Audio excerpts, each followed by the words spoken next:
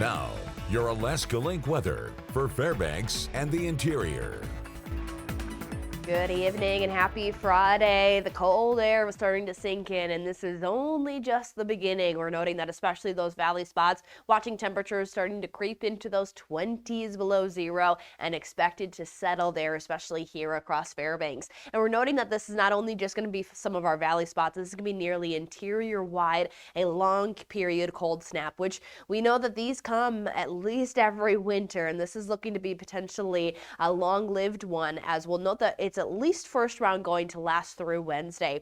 Through that time frame, what we're seeing early on is that we still have some flurries to mention, especially through some of our higher elevation spots, but then we are going to work into more of that capped off cold dense air as we roll into early next week, which may allow for some times of some patchy fog where there is some of that moisture trapped within some of those surface levels. So note that at times, though, with that moisture can create some slick surfaces. Even just that smallest amount can be deceiving at times, so something to keep in mind.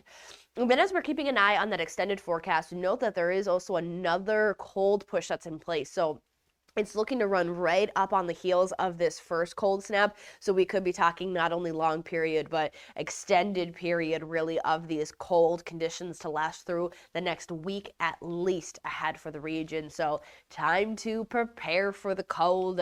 We're not seeing much when it comes down to any change up in those temperatures here, especially across Fairbanks. One thing we'll watch for is maybe some record lows. There could be at some points where we have that deepening cold dense air across the valley to bring those lows down to at least those 30s and 40s below zero. Will we get to those records? Something to maybe watch for as we head throughout the next week ahead. But as mentioned, not much change in that temperature. We'll see some areas of some sunshine, as mentioned, maybe squeezing out some of those flurries possible, especially across some of those higher elevation spots.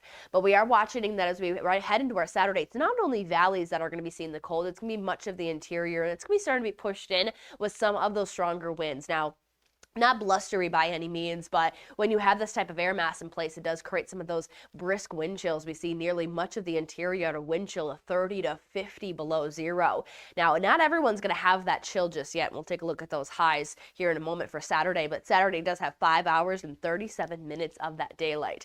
Now, here is those high temperatures. You're looking at, you definitely have your valley areas, basin areas into those 20s, but there's still some hot spots, especially early on in the day, trying to grasp on to staying just a touch warmer by me. But everyone's below zero. But you can see how much those temperatures will deepen as we head into Sunday, where Sunday morning, nearly widespread temperatures at 30s or 40s below zero, and then not much warming, if anything, will take hold as we head into Sunday. We start to get into more of that settled, dense air that is sinking across the interior and will stay in place again, as mentioned, at least through Wednesday. There seems to be a little bit of moderation there from Wednesday into Thursday that could squeeze out a few more flurries, but we stay with this cold.